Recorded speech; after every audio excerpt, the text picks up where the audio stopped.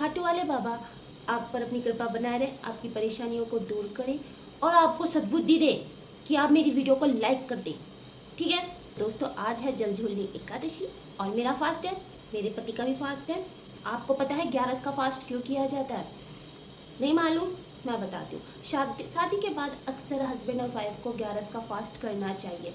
11 का फास्ट करने से क्या होता है ना, आपके जो भी दोष चल रहे होते हैं ना वो सब चुकता हो जाते हैं। आपके इस जन्म के दोष, पिछले जन्म के दोष, कोई भी पितृ दोष, ऋषि दोष, देव दोष, मातृ दोष, जो किसी भी प्रकार का कोई दोष, पिछले जन्म का, इस जन्म का जो भी दोष है, सब से आपको मुक्ति मिल जाती है। अक्सर आपने देखा होगा कि कई लोग होते हैं जिनकी शादीशुदा लाइफ में बहुत ज़्यादा प्रॉब्लम आ रही होती है, कभी कुछ कभी कुछ कभी कुछ, कभी घर में कुछ परेशानी चल रही है, कभी कुछ चल रही, कभी कुछ चल रही है। तो ये सब किसी ना किसी दोष की वजह से ही होता है। तो भगवान की कृपा है, हमारी सब कुछ ठीक है, नज़र ना लगे। आपके परिवार को भी, हमारे परिवार को भी खुश रहो।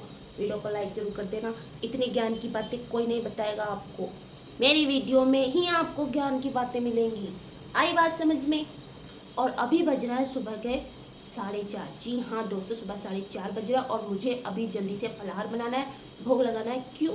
क्योंकि जो मेरे पति है ना, उनको 5 बजे तो निकलना है किसी काम से, तो उनके जाने से पहले मैं फलाहार बना दूँ, क्योंकि आज वो कुछ बाहर खा नहीं सकते और शाम को आते आते उनको 10-11 बज जाएंगे। तो इतने देर तक, इतने टाइम तक भूखा रहना उनके लिए पॉसिबल नहीं है, इसलिए मुझे जल्दी उठना पड़ा अपनी नींद को त्याग कर। बोलिए खाटू वाले बाबा की जय। हमारे खाटू वाले बाबा ने सुबह 4:30 बजे ही अपना श्रृंगार कर लिया है। आज मैं अपनी किचन में सिंगाड़े के आटे की पूड़ियाँ बना रही हूँ। तो आज हम अपनी किचन में बना रहे हैं सिंगाड़े के आटे की पूड़ियाँ। और आज मुझे एक ट्रिक पता चली है कि सिंगाड़े के आटे को गूंदने से पहले जो पानी है, अगर आप उसको उबाल लेंगे तो पूड़ियाँ बहुत सॉफ्ट बनती है। तो देखते हैं ये ट्रिक वास्तव में काम करती है या फिर ऐसे ही बोलते हैं। तो अगर हमारी पूड़ियाँ भी सॉफ्ट बनेगी तो फिर आप ये समझ लेना कि ये ट्रिक वास्तव में काम करती है। पानी गर्म नहीं, पानी एकदम उबलता हुआ होना चाहिए। तो मैं इसका आटा गूंदूंगी कैसे, जब ये थोड़ा ठंडा हो जाएगा तब। आपको पता है सिंगाड़े के आटे का हलवा भी बनता है। किस किस ने सिंगाड़े के आटे का हलवा बनाया है? अगर बनाया है तो मुझे कमेंट में बताना, और अगर नहीं बनाया तो हम बनाएंगे कभी। वीडियो बनाने के चक्कर में इसमें हो गया पानी ज़्यादा, अब इसका आटा गूंद ही नहीं रहा है और मेरे पास एक ही पैकेट था। अब मैं क्या करूँ? ये तो कुछ ऐसा हो गया। इसे ही बोलते हैं कंगाली में आटा गीला होना। हमारे पास एक ही पैकेट सिंघाड़े का आटा था जिसको हमने सोचा था उसकी पूड़ियाँ बनाएंगे। आटा अब ऐसा हो गया, इसकी पूड़ियाँ तो अब बन नहीं सकती और दूसरा पैकेट है नहीं, लाने वाला भी कोई नहीं है। तो अब हम इसके पकोड़े तलेंगे और क्या। अब हम सिंघाड़े के आटे के पकोड़े बना रहे हैं कि जैसा कि आपको पता है कि हमारा आटा कुछ ज़्यादा ही गीला हो गया, तो अब इसकी पूड़ियाँ बनना इम्पॉसिबल है।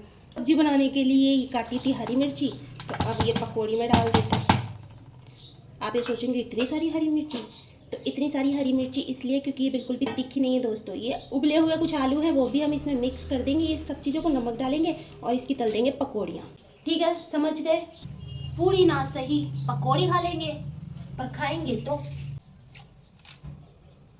दिमाग होना चाहिए, दिमाग। इस तरीके से हमारा पेस्ट बन गया।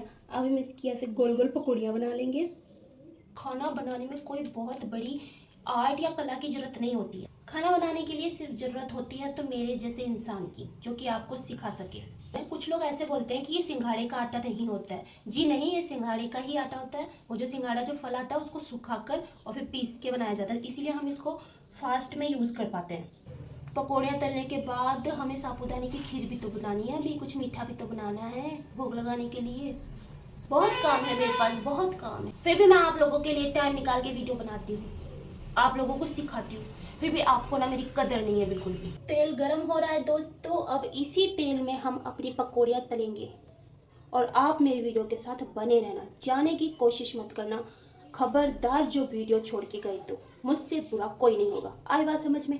आप लोग जो मेरी वीडियो देखते हैं उनसे मुझे एक सवाल पूछना है, क्या आप में से ऐसा कोई इंसान, अरे यार, आप में से कोई इंसान ऐसा भी है जो अभी तक खाटू श्याम जी गया ही ना हो? अगर है तो प्लीज़ खाटू श्याम जी के दर्शन कर कर आए। खाटू श्याम जी ही क्योंकि खाटू श्याम जी कलयुग के देवता है, कलयुग के देवता, और कलयुग में रह के कलयुग के देवता के दर्शन नहीं करे तो फिर तुमने अपनी जिंदगी में क्या किया, क्या किया तुमने अपनी जिंदगी में? बातों ही बातों में हमारा तेल गर्म हो गया। अब हम इसमें पकौड़ियाँ डालेंगे।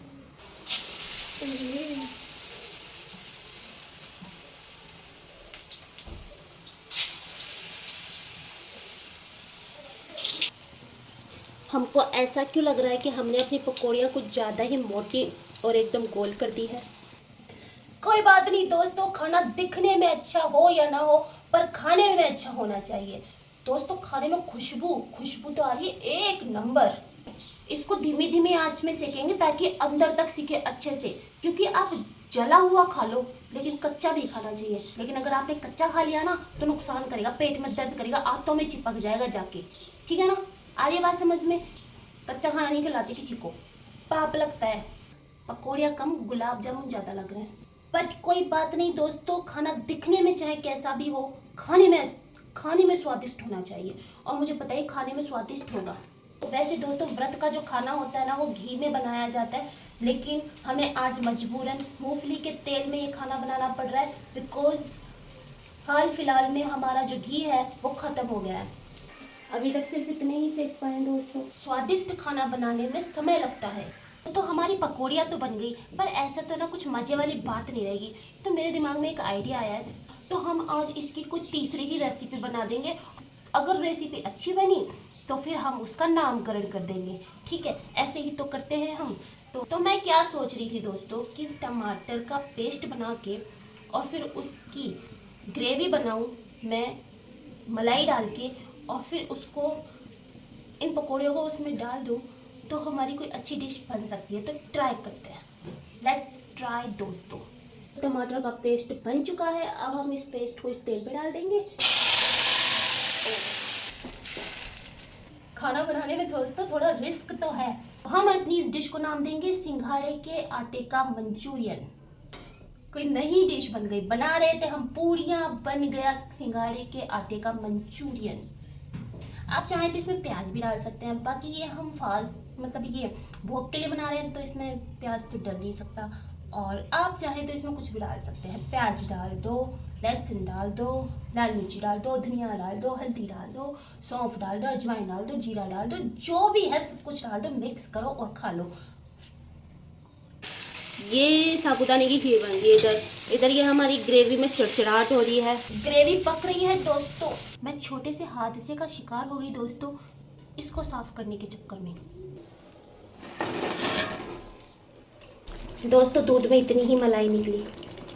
यह हमारी डिश रेडी है, यह हमारी खीर रेडी है। खीर तो मुझे पता अच्छी बनी होगी, ये वाली डिश टेस्ट करके बताओ एक बार, हैं?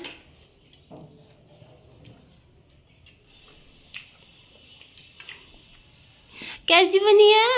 ऐसी मिर्ची ज़्यादा हो गई, गरम आराम से खानी चाहिए तो गरम है।